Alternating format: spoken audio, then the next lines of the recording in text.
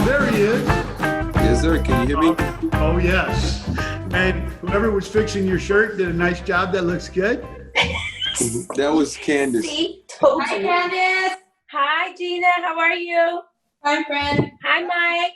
Hey, Candace. So I just wanted to say thank you for everybody showing up.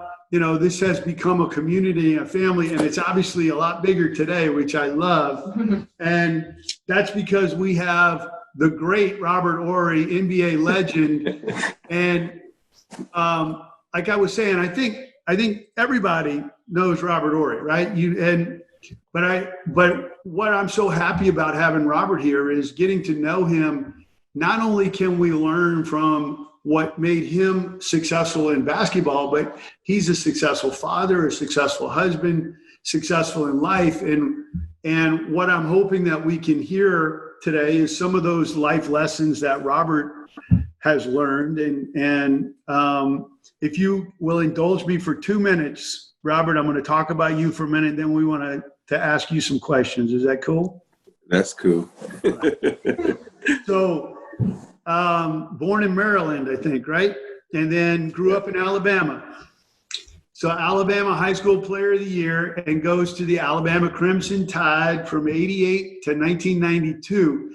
And I remember Mr. Horry when I was at LSU in law school during that time, and he would come over and play against the likes of Shaquille and Chris Jackson and all those guys, you know. And Stanley Roberts. That's right, Stanley Roberts. It's not like I'm hurt by having 3 NBA players on the LSU team and we get kicked out in the first round of the playoffs. But I'm not bitter. But anyway, Robert gets drafted in the first round by Houston, and he is the only non-Celtic that has 7 or more NBA championships. And what that tells us and what we talked about is success is not only about having the skills, but applying it consistently over time. And he is one of the all-time greats. And I just wanted to say a few things. When he retired, I mean, everybody knows about the clutch shooting. And I remember when Magic was being interviewed and he said, yeah, Robert's one of the top 10 clutch shooters of all time. And sure enough, we all remember the Lakers, but you were doing this with the Rockets, you did it with the Spurs. And when you retired, at the time you retired, he was the NBA all-time leader for three-pointers in the playoffs, beating Michael Jordan. And still holds the record for the most three-pointers without a miss in an NBA playoff game, and some others. And I love it. I'm like, I didn't know you held so many records. And true to his form, he goes, yeah, it's a couple. It's all. I'm like, it's a couple. So I just, as father, I know that you're coaching your son in basketball. Your other son's at A&M playing football, married to Candace, beautiful Gina and Robert's wife have known each other for a long time. And so thank you, Mr. Horry, really very much appreciate it. So Robert, I wanted to start off because we're all so interested in, what it takes.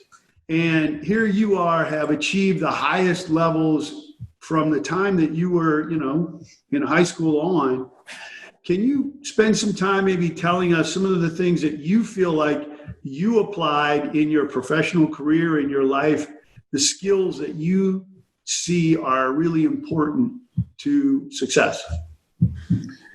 For me, I have to say that I had some great tutelage along the way. And I was very blessed with great coaches. And I look back at my life, my career, when it's pertaining to basketball, I think about all the coaches that I had. And it's so funny. I can go back to my elementary school coach. We'd be on the playground playing basketball, and I'm going right, killing everybody. He was like, you can't go right anymore the rest of the day or you can't play basketball. And so I'm like, I will go kick the ball out of bounds, go kick the ball. So I said, you know what? I'm just going over to play baseball because that was my first love, baseball. And then I got to middle school. I had a coach says, you're the best player on the team. Don't pass the basketball. But we wasn't winning that way. And I'm like, well, I need other people to be successful in order for me to be successful. And then when I got to high school, it was a mixture of all of that put together. And my high school coach saying, you're the captain of this team. If they don't do well, it's because of you. You need to get them in shape. You need to follow the rules. You need to have them on time, be disciplined. And then when I got to college, it was like all of that wrapped into one. So I was very blessed to have great coaches / father figures in my life that put me on the path to be where I was. And along that path, they always was telling me, you got to work hard. You got to sacrifice. You got to do things that you don't want to do to benefit the team. You got to do things that you think you can't do to benefit the team. So for me, having those coaches and having that influence in my life was very important, because I can remember times where I didn't want to get up. I didn't want to go. And I looked at the coaches, I looked at my teammates, and they were all looking at me with open eyes like, okay, what are you going to do now? And it put the onus on me and to step up. It was almost like a big brother situation. And even though my freshman year in high school, my oldest brother, he was a senior, I remember at times where he would come to me and say, bro, we need you, man. You got to step up. I'm like, I'm just a freshman. I'm just going to follow, and it was so funny that you have your older brother who would kick your butt all your life. Now you're on the same, playing level, and he's looking at you for leadership and guidance. And I'm looking around like, dude, I'm only 13. I'm like, what am I doing? I don't know what I'm doing. But I was very blessed. And I think about how hard my coaches pushed me, not just on the court, but in the classroom. Them pushing me and going to my teachers and saying, don't let Robert slack off, because we feel like he has a bright future. And getting to college and going to the University of Alabama and having 4 great years of college and having coaches to fight you. When I mean fight you, I don't mean fist fight. When I said fight with you to try to get you to be the best you can be. And that was the most important thing, that when you look back as you get older, you're like, wow, these coaches made me who I am. And for me to get drafted, and the weird part is everybody grows nowadays. Even my son Christian is like this. What is your goal? My goal is to be in the NBA. That's plan A. My plan A wasn't to be in the NBA. My plan A was to be a teacher. My plan B was, okay, if I become a basketball player and my skills develop, they go, okay, so be it. But I was very fortunate. Even when I went to Alabama, I had great coaches there. Wim Sanderson was on my butt from day one. And you love it when you have people in your life that can see something in you. And when you have that feeling that someone sees something in you, you don't want to let them down. Right. And so you go out and you work hard. And I remember I used to sit there and watch film of other players. And it was 2 things I was doing. I was stealing moves, number 1. And number 2, I was watching them to see their weaknesses, not their strength, their weaknesses, because if you figure out someone's weaknesses, you can exploit that. And I know it sounds weird to say that. If you think about, you don't want to, pound on someone's weakness, but in the game of sports, you do that, because if they're weak, you take advantage of that weakness. And for me, it was just learning. I was just learning, observing and watching and taking bit pieces of here, bit pieces of there. And the crazy thing is you apply it to your skill set, because there are some guys, even in the NBA now, that are doing things they shouldn't be doing. And that's how the league is. And what I mean by that is, like, everybody wants to shoot threes now. You got guys that go out and hit 2 threes out of 10 and think they did a good job. I'm like, that's not good, dude. That's 20%. That is not good. You might want a 20% return on your money. That's one thing that's good in that sense. But you don't want 20% when it comes to sports. It's not good. And for me to see that, I'm like, no, you need to shoot about 40% from the 3. Now we talking. Right. So you look back and you take that, you learn from that, and you just adapt yourself, and you try to be, the terminology I always use, a sponge, and absorb everything you can. And for me, I learn each and every day. And it's so weird. Now that I'm retired, I'm still learning things from basketball. And I can't apply it to my game, but I can apply it to my son's game. I'm helping him out. And it's always fun to sit down with him and point things out. And it's so funny you mentioned Candace, because I'll tell Chris something. Candace will be sitting there like, "What's that?" And I have to rewind it and break it down for Candace. And it's funny because now that my son knows the terminology, it's like we can speak on a level that Candace doesn't know about, and it's fun because she's like, "Well, what's that?" We're like, "Nah, we're not gonna tell you."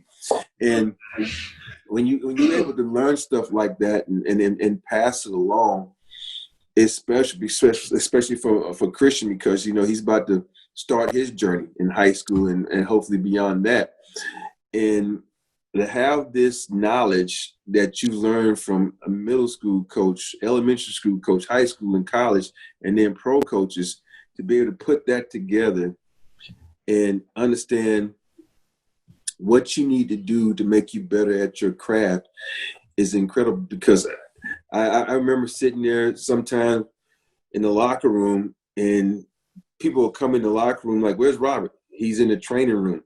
Like, well, not in the equipment room. They're like, "In the equipment room? What's he doing in there?" And I'm watching film. I'm not even watching the film of the opponent we're about to play. I'm watching the film of opponents 2 or 3 games away, because you can always, like, this is why you're doing that, because I already got everything I need to know about my opponents tonight. Now, if I learn something about my next opponent, and especially if my opponent had just played the guys I'm playing now, you're learning and you're adapting yourself and you're preparing for the next day. I know people will always say, "Why are you preparing for the next day?" I said, "You should prepare." I said, "I already got that locked in. I already know what I'm doing now." It's like I'm still trying to learn for the next guy. So I'll be ready. And so when we go into that meeting, I'm going to help the coaches out, be like saying, "Oh, this guy does this guy does that." You got to be prepared mentally. And when I talk about mentally, this is what I have all my kids do. I tell them to sit down, and this is the greatest thing that someone has ever told me to do, is to visualize success. You have to visualize what you're doing to be successful. And I remember I used to go to bed at night or sit around before taking a nap, and you visualize yourself making shots. You visualize yourself running through the plays. I remember my ex-wife used to wake me up at night because she's like, "What are you doing?" She says, "You were running in your bed or running." And that's how strong your mind is. You can visualize that. And then she said, "Now get up," because I would literally be in a sweat because I'm thinking I'm playing a game in my sleep, because my visualization skills got so good that I could really see the plays happen, see the plays developing, and learn from that. So, I wanted to interrupt for 1 second, because some of the stuff that you've said reminds me of sometimes when we met, and I wanted to acknowledge when we met. I don't know if you remember, there was another former professional basketball player named Stedman Graham who was meeting with us, right? Mm-hmm. And you all were talking that language that you and your son talk, that, we don't. And sure enough, Mr. Graham has joined us to say hi. And where can we, Stedman, are you there? I don't know if we can. He's right here. Let me unmute him.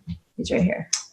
I'm here. Can you see me? Hey, Miss Stedman, thank you so much. We were just talking. I don't know how long you've been, if you heard what Robert was talking about talking that language, but I did. I mean, I thought this story is outstanding. Well, number one, to work at that level. I mean, I played European Pro League and played ball in college and all, so not at his level, but to be at that level where you are actually a professional basketball player, playing for, the top LA Lakers for all these years is extraordinary. And to be able to, all the steps that I talk about, Robert and Mike, is the 9-step success process. Every step that you're talking about is in there. Yep. Because you cannot even begin to self-actualize your potential unless you have vision, unless you have a plan, unless you work hard, unless you practice, unless you're smart, unless you're engaged in your game, unless you are aware of what's going on around you and aware of your opponent, and then having that background where you're hungry. You can't even do it at that level. It's the highest level. That's why I have so much respect for athletes, because the athletes, to me, I hope this doesn't get out too much, but I'm going to say it, is more superior because they're working on training themselves. So when you talk about wealth building and you talk about self-actualization and you talk about even in business, being able to be a good business person, you got to have, it's about you. And the 21st century today says you got to be a self-learner, self-directed learner, lifelong. You got to take charge of your own learning today. So, Robert, that's what you emulate. I mean, that's what that you're the role model for that. You have the foundation for that. Now, the question becomes, and I don't want to take up your time because I know it's your interview. The question becomes, is how do you transfer those same skills to the real world? Yeah, that's where we're ultimately gonna be at the end of this hour. Exactly, Stedman. I can't tell you how much we appreciate you coming on, and well, I have to tell you how much I appreciate Robert and who he is, and watched him all these years playing, and just phenomenal athlete and great human being. So, I mean, Robert, I don't know you that well, you know. I mean, we met a couple of times, maybe before. I think one time, and of course I've watched you and all of that. So it's a pleasure to be a part of this. And Mike is a great guy, and you know his partner Gina. Both of them are extraordinary folks. And in their own right. So anyway, I don't want to take up your interview. Go ahead, man. Do what you do. And but man, we love you and we care about you, sir.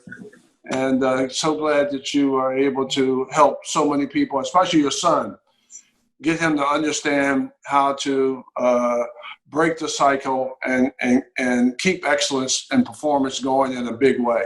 Thank you so much. Thanks, Stedman. All right.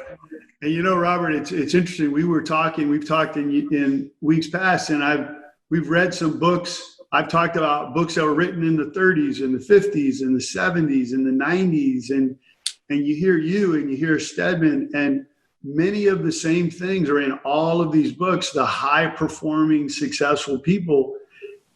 You hear it, guys. This is exactly right. He visualizes, he works, he prepares, he understands what's needed, and then he figures out how to do it. And so just amazing. And, you know, Robert, if you saw what, you know, if you thought about what were some of the characteristics that you applied, you know, the work ethic that you saw not only in you, but some of the high performing athletes that you were involved with, what would you kind of say was the big deal, the big thing? I think the biggest thing would be hard work and sacrifice. And people don't understand the sacrifice. Sometimes they don't really can wrap their mind around how much athletes sacrifice. And not just athletes, successful people, because I think the biggest sacrifice that we make is time.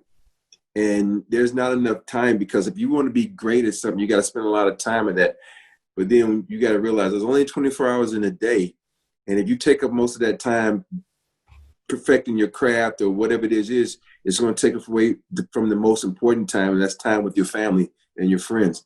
And so you make a big sacrifice in that area, because you're so strong-minded and that you want to be successful, that you in that moment you kind of think about, okay, I'm going to be successful at this. I got to put in the time. I got to sacrifice time. But at the end of the day, it's like, okay, crap, I'm taking this away from my family. But I'm doing this for my family. It's a catch-22. And every athlete that I've come across that have been, you know, those upper echelon athletes like Dream, Kobe, Shaq, those guys put in that time. They put in that extra time. You could get to the gym at 10 o'clock thinking you're there early. They already been there. They're sweating. They're actually on the cool down, stretching, just prepare for practice.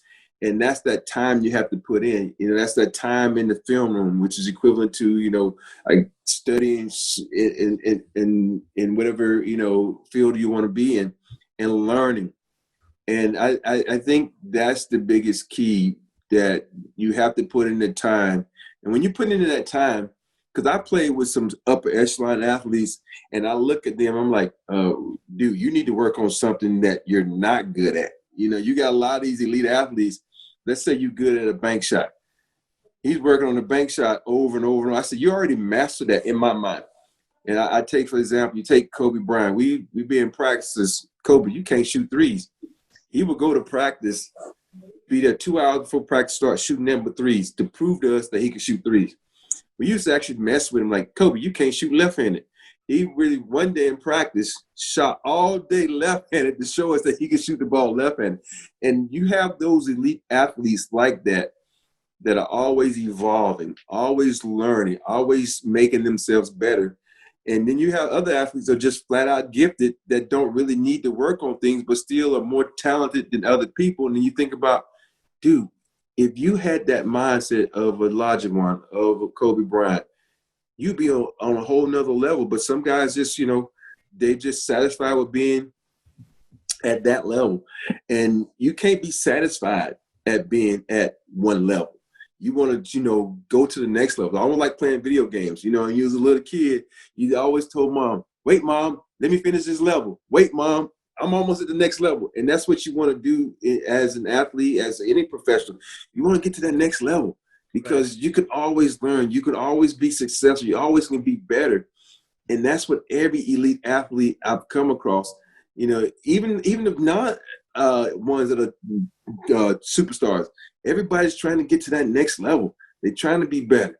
When it comes to sports, I hate to say this, but if you get to that next level, that means an extra zero on the end of that contract. And that's a big thing. That makes a big difference in your life, your family life, and maybe your kids' life. So you're just trying to get to that next level. You got to prepare. You got to sacrifice that time. You got to put in that time, and you got to do the things that that's going to make you better, because in that process of doing all that, I think a lot of people forget to say, okay, I'm not just going to work on my strengths.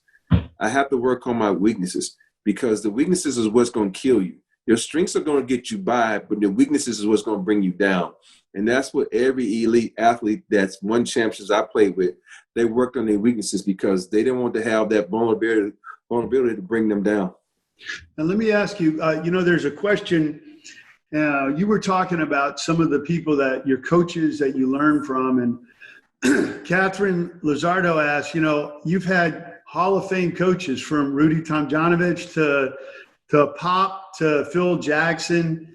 And I assume, obviously, in teaching you basketball, they also taught life skills, and you've learned life skills. Can you talk a little bit about the people that you were exposed to, and then what you learned that you even apply today to life? I think, it's weird. Even like I said earlier, every coach I ever come across has taught me something about life. And I think altogether, they taught me the ability to work well with others. And that's the whole key, because like they always say, there's someone out there smarter than you, and there's someone always going to be better than you, but you have to be able to work well with these other people. And there's a lot of times where you want to let your ego get in the way, but you have to be able to work well with others. I think about Rudy T, since we were talking about NBA coaches, having Dream, the best player on our team, always yelling at him like, you need these other guys. It's like, it can't be all about you. These guys depend on you, but you also depend on them. And then getting with Phil Jackson, where he does all these mind things with you to try to overcome stress in situations. Phil was the type of guy that would cause stress. Think about this. We're going to play Sacramento, small arena. He calls them the cowbell town.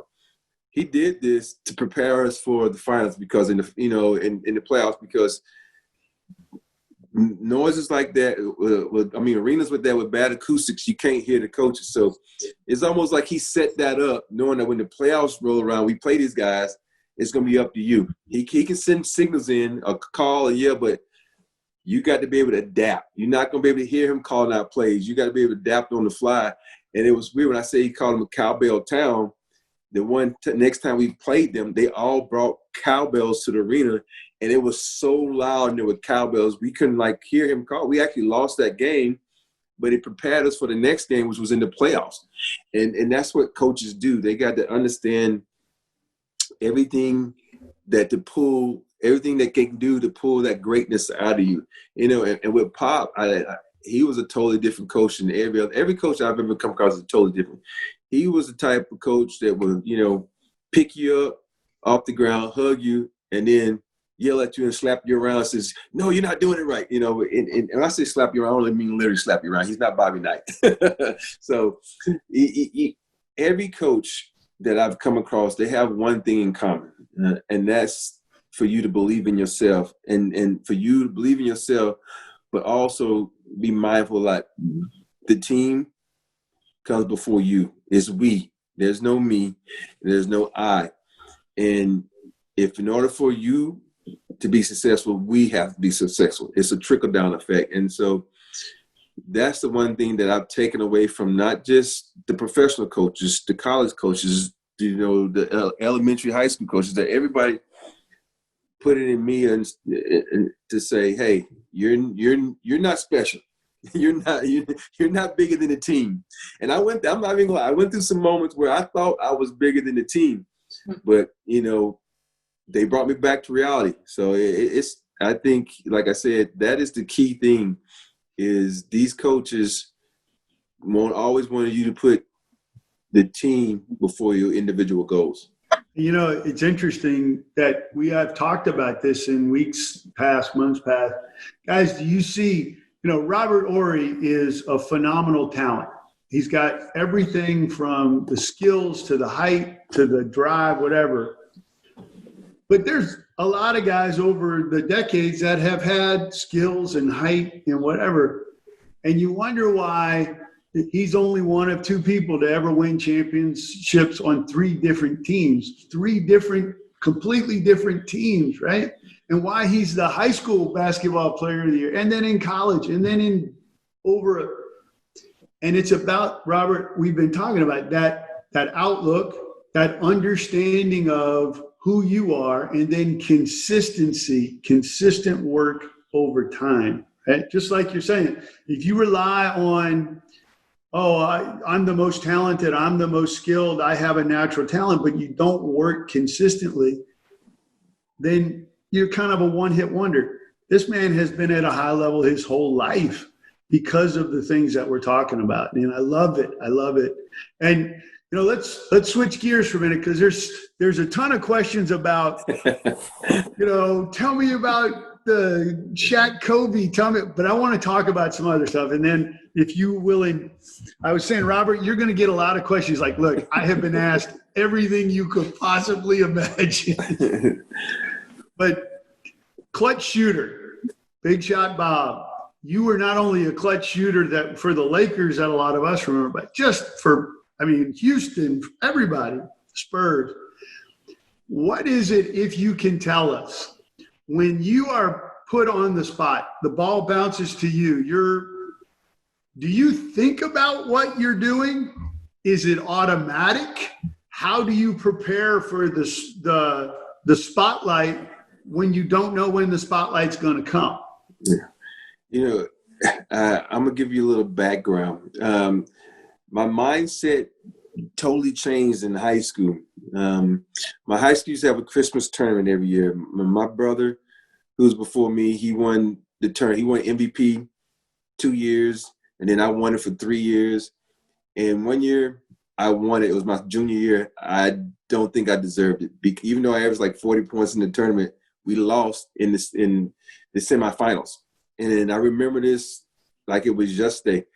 We were down 2, and I got to the free throw line. I missed the first free throw, and it was only like a second left in the game. I missed the first free throw, therefore I had to miss the second one to try to tie that thing. And I remember losing that game, and we hadn't lost our Christmas tournament in a decade. And we lost it on my watch. Here I am, supposed to be the best player in the state of Alabama, and we lost our own Christmas tournament on my watch. And I remember walking into that locker room and seeing tears in my teammates' eyes. And I'm sitting there, and I'm like in shock. And I remember when I walked to the free throw line, how nervous I was, because I felt the weight of this tournament. I felt the weight of my teammates, the coach. Like, That's the first time in my life that I felt like all eyes were on me. And I don't know what happened after that moment, but something in me clicked where it was like, dude, don't worry about it. It's just a game. Don't put that pressure on yourself. It's just a game. And I remember after that game, my mom came up to me and hugged me and says, don't worry about it, babe. I still love you. And I remember that. And I was like, you know what? At the end of the day, that's all that really matters. If your loved ones still love you, and they're going to love you, who cares if you miss a shot? Who cares if you score 60 points? Who cares if you score 0? They're going to love you. And after that moment, I thought to myself, just play basketball. Just have fun. Don't even think about it. Going into college, I remember I hit a shot to beat Clemson in a tournament in Puerto Rico from half court. To win that game. I'm like, okay, this is it's fun, man. I remember people don't even know this, but I made my rookie year. We were playing Seattle in the playoffs. I hit a shot to take us to overtime that nobody ever talks about. They had my rookie, Dream Halajuwon, MVP, Hall of Famer, passes me the ball. I hit a shot. And it's like at that moment, people are like, this dude, he got guts. He's just, for me, it was just having that moment. Like, it's a fantastic moment, but it's not a moment that's going to define me. It's not a moment that's going, when I say define me, it's not going to, I go home, my kids are like, you missed that shot. We hate you, Dad. Get out, And so from that moment, from high school, it put me in the mindset, it's just a game. You care if you make it or miss it, but in the big scheme of things, it's not that important. I always tell people one of the slogans I hate is when they say basketball is life. No, basketball is not life. Basketball is a game that we play for the love of it. And for me, I played for the love of it, and I played for the pure joy of it. I didn't start this game and say, I'm going to do this to be a millionaire. I didn't really know to be, have all these records. I played it because it was fun. It was a way to get together with your friends and get some exercise in. And so that at that moment in high school, it changed my whole mindset. It made me think that, just go out and play basketball. Don't worry about it. You make a shot, clap. You miss a shot, you learn from that moment, and you move on to the next moment. Yeah, I think one of the best commercials ever is like when the athletes say, you have to have a short memory, because there's 82 games in a season. If you worry about one game, you can't move on to the next. And like I said, I'm going to say this again, my mindset was blank. I don't think about anything because let me ask you this question. How many times have you woke up, got out of bed, and thought about taking that walk to the kitchen to get some water, taking that walk to the bathroom? Because you've done that so many times that you don't have to think about going left foot, right foot, left foot. You don't have to think about it. That's how basketball is. That's why you put in that time, that sacrifice, so you don't have to think, because it becomes a natural movement. And you see, we have not practiced this. This is the stuff that we've talked about. And the reason that I know what he's saying is because these are universal truths. That idea of putting in the consistent work to where it becomes automatic, the routines that we all put into that, like you're saying, getting water, brushing your teeth at night. If we make our routines around our work, our family, our relationships, then it's more likely that we do it. It's more likely that we put that work in. And just amazing. Robert, following up on what you're saying, did you feel like the repetition, the work that you put in and day out made it automatic when you need to perform? It's like you're unconscious. It's just like what it is. Yes. And the thing about that I try to get over to Christian right now, my son, is he laughs at me because some days we might work 3 hours and some days we might work an hour. And he's like, what Dad, yesterday we only worked an hour. I said, yeah, because that day you went hard. Today you slacking.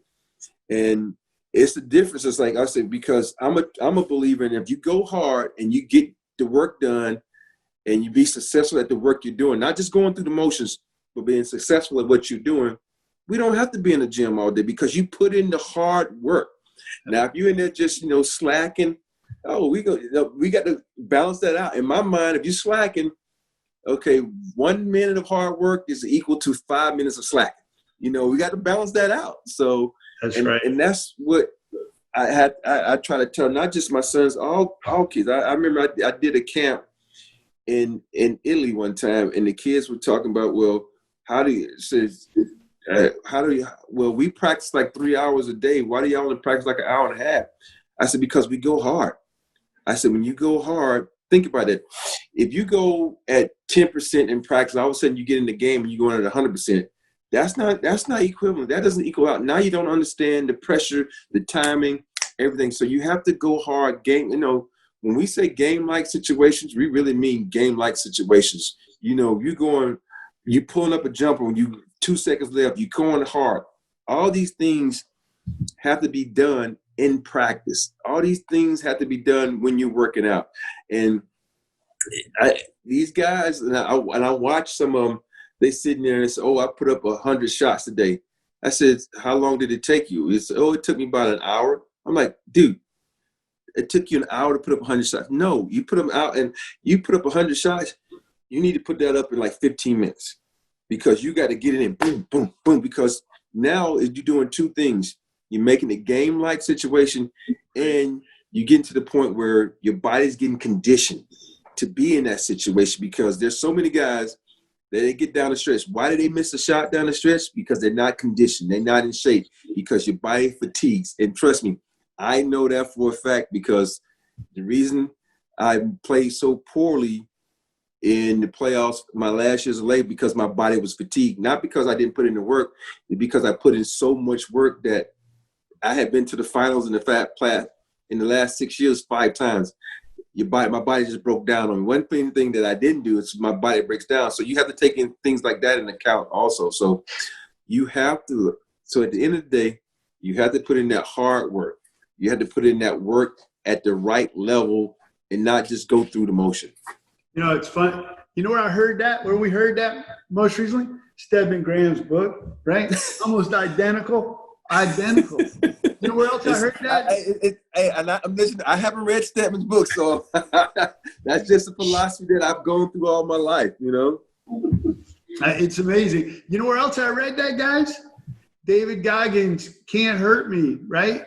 And he's the Navy SEAL, Army Ranger, and he talks about what it takes. And Robert, you identify with this. He said there's a Navy SEAL kind of thought process that when you're under stress, when you're under the gun, you fall back to the level of your training. You fall back to the level of your preparation. Mm-hmm. And like Robert's saying, he's preparing for game time so that when it becomes game time, you fall back to that level. And how does that apply to lawyers, right? It applies to when we're trying cases, when we're taking depositions, when we're in scenarios of relationships that are going to come up over and over and over. We all have our go-to saying. I have my go-to sayings in trial, right? And that's because I've gone over it, over and over, and prepared for that time. But just amazing. We got what, about a little less than 20 minutes. And I'm looking at all these questions, and it's like, tell us what it was like to shoot that shot over Chris Webber and Doug Christie.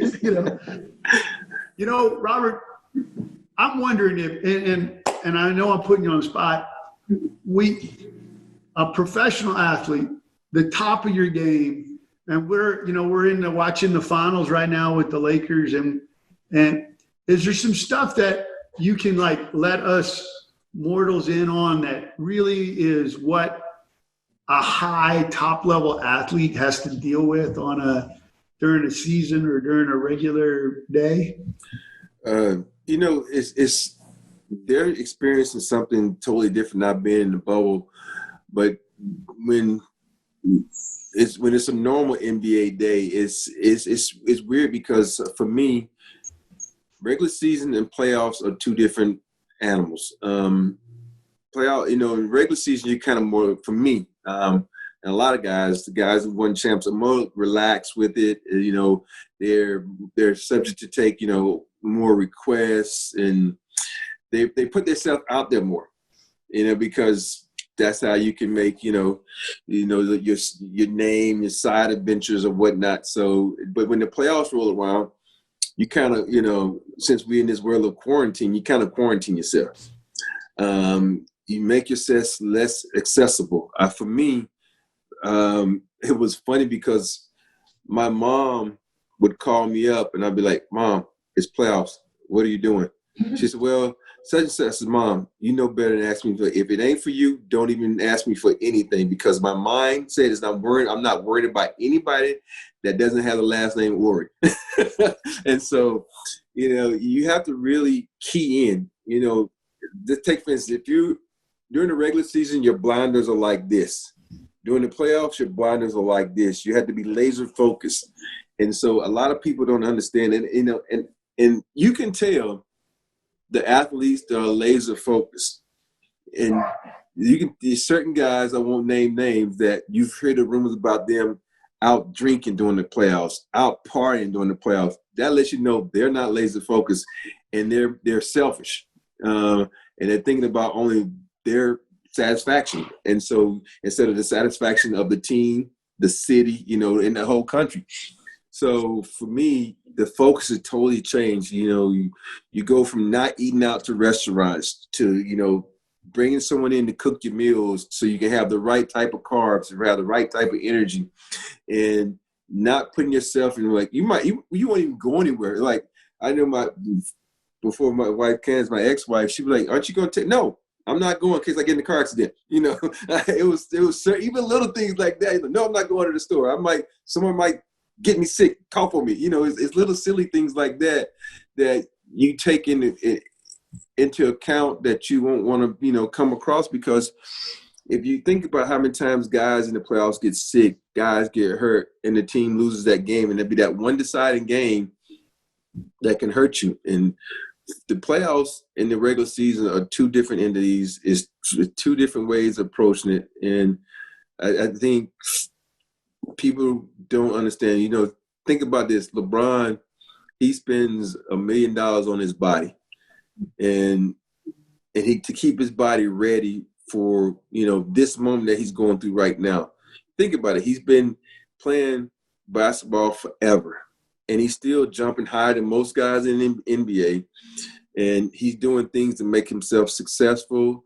And it all goes about with how you prepare off the court, you know, taking care of your body, you know, feeding, you know, giving yourself the right nourishment, staying off your feet, massages, little things like that. So the playoffs, like I said, you do a lot of things you don't normally do to make yourself successful. Amazing. Just amazing. And this is fantastic. I'm loving it. Thank you so much. You know, having seen, and obviously not knowing the Robert Horry in college, when I first was exposed to you, and then seeing your career and seeing the NBA legend, and now getting to know you, meet your family, meet your wife, meet your kids. I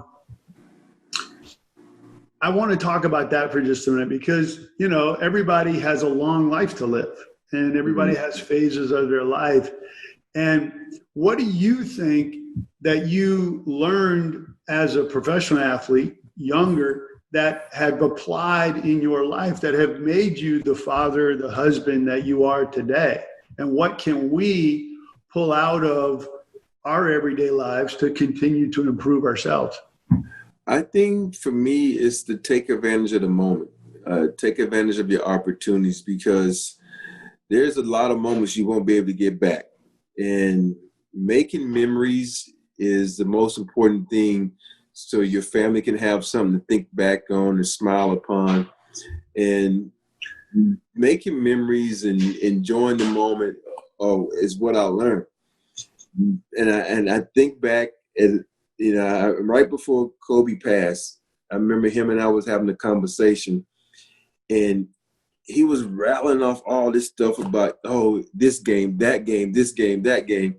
And then he was like, man, he said, I remember when you told me to stop trying to jump so high on my 3-pointers and I'll be more successful. I'm like, dude, I told you that? I said, yeah. And then it dawned on me, oh, I remember that now that we talk about it. And it made me realize that you have to appreciate every moment. Here is, this phenomenal person, great athlete, and now we would never have that conversation again. And I think back on the conversations that I've had with other people, and you never know what you're gonna. It could be just some regular person. It could be someone with some importance in your life that can say something that can change your life around. And I remember I've been playing sports for 30 years plus years, and there's 3 things that have been said to me that have made me want to cry and made me feel good. The first thing was in high school. I remember I lost in the state tournament in my senior year, and I'm sitting in the stands like sad, tears in my eyes because my high school career was over. And one of my teammates came up to me, and he just walked up to me and said, I just want to say thank you. I'm like, says, for what? He says, thank you for allowing me to play with you because I learned so much from you, and I really enjoyed you made playing high school basketball enjoyable. And for me, looking at this guy who's a junior, I'm like, that just resonated with me. Like, wow, this guy appreciated me. And then the second thing was I remember taking my middle son to a Laker game after I retired. And this is what you never know the mark you leave on somebody. And so we're in the locker room, we're talking to Fish and Cole, and Cole was talking to Cameron, was like, dude, you playing basketball now? He's like, yeah. And he looks at him and says, listen to me. Your dad is one of the smartest players I ever played with. So whatever he tells you, listen to him. And he looked at Cole and he looked at me with this bewilderment in his face, like, are you serious, dude? And it's moments like that make you feel good. And then the other one was when I was doing this round table. And I'm always, at times I can be a humble guy. I'm sitting at this round table at an All-Star game. We got David Robinson, Clyde Drexler, and I think it was Karl Malone. And we sitting there and we just talking. And I'm looking around, I'm like, why am I at this table with these 3 Hall of Famers, right? And we sitting there and every one of them looked at me and said, we're all Hall of Famers, but Robert, you should be in the Hall of Fame one day.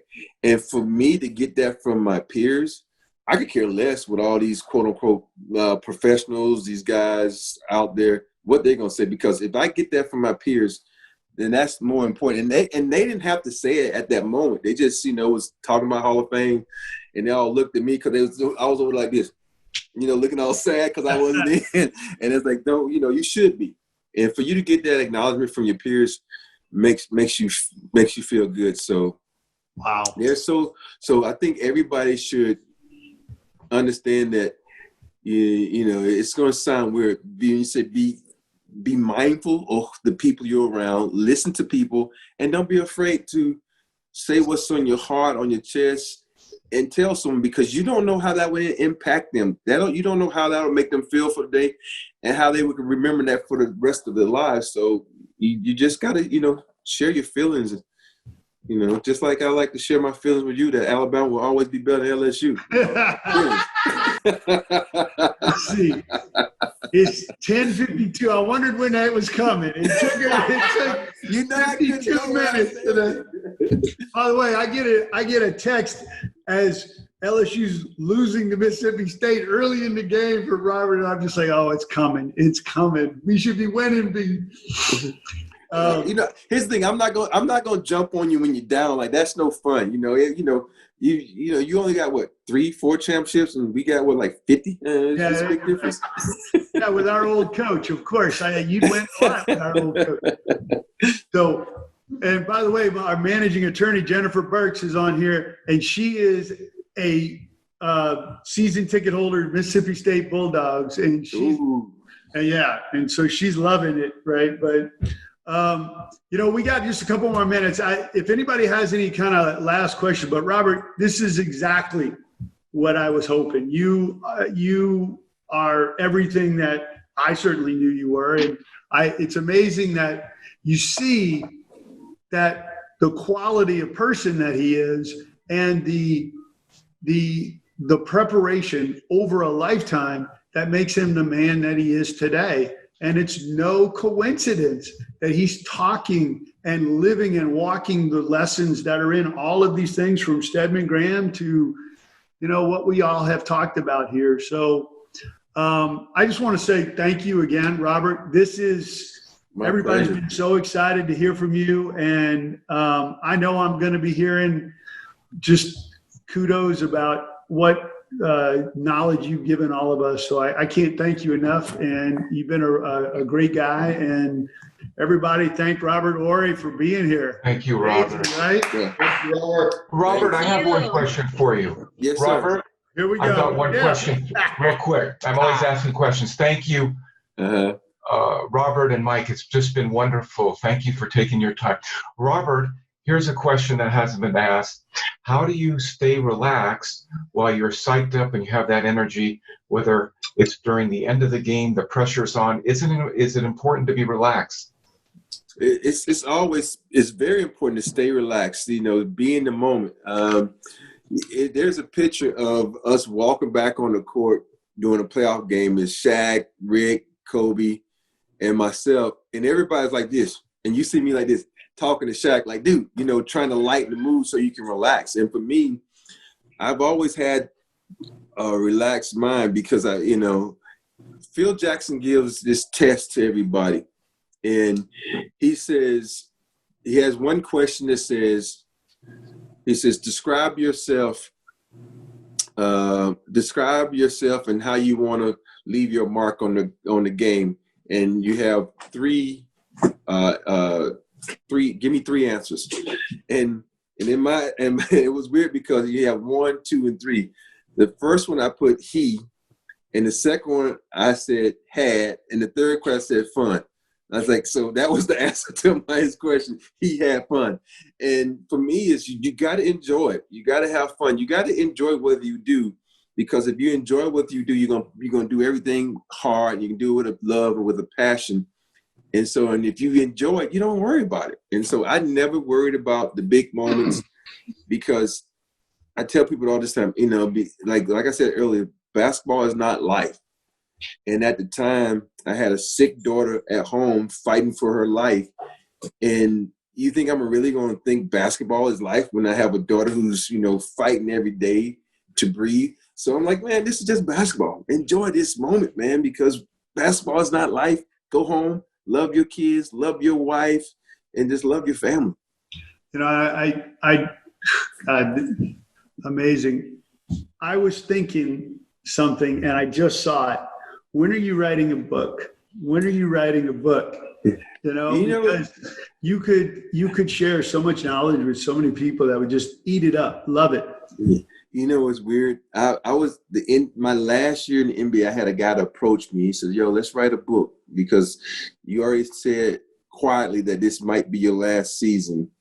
And I thought about it, and then I was getting ready to. Then my daughter got really sick, so I missed the first 2 months of the NBA, dealing with her health issues. And then I had a guy to approach me a couple of times about writing a book, and I've really been thinking about it during this quarantine. And my good friend Brad Turner, he and I have been talking about it, so I might just do that. And if this quarantine doesn't look like it's going to end anytime soon, he and I are going to do it. I love it. All right. Well, I think hey, Robert, could I ask a question, Mike? And then, and that's the last. I'm sorry. Last one. Yeah, go for it. Hey, Robert, if we donate $5,000 to your favorite charity for your daughter, can you sign a few jerseys for AlderTalk Live? I have so many collections from you. Here's your, I don't know if you could see this one. 7-time champ. Yes. Yeah. I see that. I just want to. And that's actually my signature too, because I see a lot of times when someone, I got this from you. I'm like, no, that because it's like authenticated. Yeah. Yeah. So, Robert, if you could get we'll donate $5,000 and Mike's gonna match it. Right, Mike? $10,000 to your daughter's charity. Yeah. Can we use we got this like guy? 25 jerseys. That would be great. Man, you We know would try what? to the jerseys, and we could have appreciate like an Alder dinner at Alder Mike's house. Sounds good. You got it, All brother. right. Thank you so much. As long as I can get a free meal out of Mike, I'm good. Oh, he has his LSU helmets all over the place. Hey, that's the only restriction. It can only have one piece of paraphernalia with LSU on it, and That's it cannot right. be this past championship. Exactly. We love you, Robert. Thank you so much. Yeah, we do love you. And Thank thank you guys. Robert, Horry, what an amazing Robert. Thank you so much, guys. Thank you for another Thank great you, AlderTalk. Thank you, Mike. Thank you. All right. We'll see you on Friday. Oh, hey, Mike. Yeah. I'm gonna leave you with one of my favorite sayings before Please. you go. It's like, so in the midst of me playing NBA basketball, I've been on a lot of teams, and people always said, this and that. I always tell them, I said, you know what? I don't make the product. I make the product better because I have to understand everybody's mindset from players to coaches and be that one guy to adapt and mold myself to fit what you need to make you successful. So that's what I have to tell everybody. If you don't make the product, just make the product better because nobody knows what talent you can bring to the situation to make the whole situation a better situation. It's amazing. And you have. Thank you so much. Thanks, All brother. right, I will All right, talk to you man. soon. All right, Take see you care. soon, brother. Thank you, guys. Later.